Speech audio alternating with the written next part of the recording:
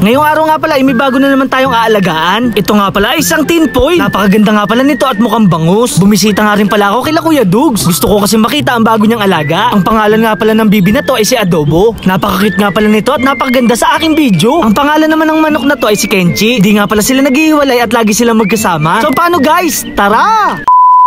Kaya naman isang araw, maaga nga pala ako naligo at nagbihis. Dadalawin ko kasi yung bagong alaga ni Kuya Dugs. Kukuha na rin pala ako ng ipapakain ko sa aking mga gapi. Dahil mataas na nga pala ang sikat ng araw, kailangan natin ng proteksyon. Si itom na nga pala ang gagamitin natin para mabilis. So paano guys? Tara! Kailangan ko na rin pala bumili ng fishnet para hindi na ako nanghihiram kay Tabby Story. Sana nga ay meron tayong makuha pagkain dito sa bukid. Kaya naman dumiretso na ako dito sa gulod. Maaga nga pala nagbukas sila Kuya Tisoy. Nagbebenta nga pala sila ng iba't ibang klaseng gamit ng isda. Mabuti na lang meron ditong fishnet na aking hinahanap. Saktong-sakto na to na panghuli ng moyna. Bumili na rin pala ako ng panlinis ng aquarium. Parang sponge lang to na panghugas ng plato. May natutunan nga pala akong teknik sa paglilinis ng aquarium. Ito nga pala ay ginagamitan ng liha para luminaw. May nakita nga pala ako dito mga isda na iba't ibang klase ang kulay. Ito nga pala ay tinatawag na tin foil. Meron nga pala ditong albino at golden tin foil. Eksakto naman dahil ngayong araw meron silang binibenta. Ito nga pala ang tinatawag na tin foil barred red tail. Sa unang tingin nga pala ay mukha silang bangus. Monster fish nga pala to at pwedeng isama sa aking mga Oscar. Kaya naman bibili tayo ng 2 piraso. Pumili na nga pala ako ng malaki para hindi mabubuli ng ating mga Oscar. Ayan guys, may bago na naman tayong aalagaan. May nakita rin pala ako ditong water plants na napakaganda sa mata. Bagay na bagay to sa aking mga gapi. May kakaibang halaman din pala na nandito sa loob ng aquarium. Nakalimutan ko nga pala ang tawag dito sa mga isda. Sa dami kong sinabi, munti ko na makalimutan magbayad. Kaya naman masayang masaya na naman si Kuya Boy Machuno rin. Hindi kalayuan, napada naman ako dito sa Catalan Aquatic. Bibili kasi ako ng live foods para sa mga alaga ko monster fish. Sakto naman kaka-harvest lang na maliliit na molly. Kayang-kaya na sigurong kainin to ng aking mga Oscar fish. Sa halagang 50 pesos nga ay makakabili ka na ng madami. Kaya naman maraming salamat sa may-ari ng Catalan Aquatic. Pumunta na nga pala ako sa bahay nila Kuya Dugs. Sinalubong nga pala tayo ng ating mga followers. Maraming salamat nga pala sa panonood ng video at sa suporta. Hindi nga pala alam ni Kuya Dugs na pupunta ako ngayong araw. Kaya naman nagpaalam ako sa kanya kung pwedeng makita ang bago niyang mga alaga. Agad niya nga palang nilabas to para ipakita sa akin. Ito nga pala ang alagang bibi ni Kuya Dugs. Adobo nga pala ang pinangalan niya dito. Sobrang cute nga pala nito at napakaganda ng kuha sa camera. Nagulat nga ako dahil napakapogi niya pala sa personal. Ito naman ang manok niyang si Kenchi. Hindi nga pala siya natatakot sa tao. Sila nga pala ay hindi naghihiwalay. Lagi silang magkasama kahit saan man pumunta. Magkapatid din pala sila sa tuka.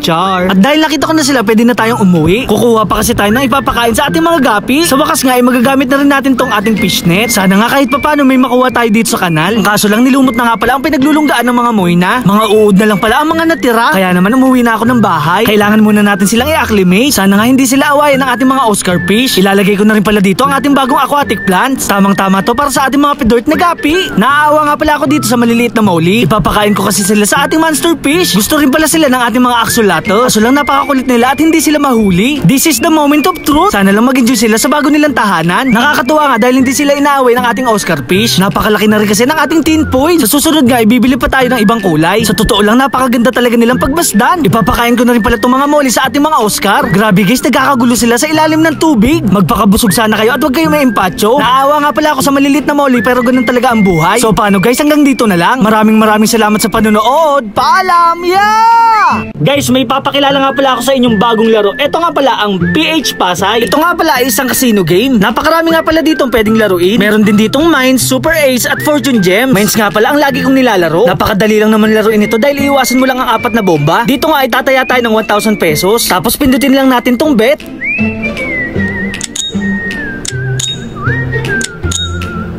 O diba guys, yung 1,000 natin kanina naging 2,000 na. Hindi na natin itong i-cash out. Dahil gusto ko pa manalo na malaki, tataya naman ako ng 3,000 pesos.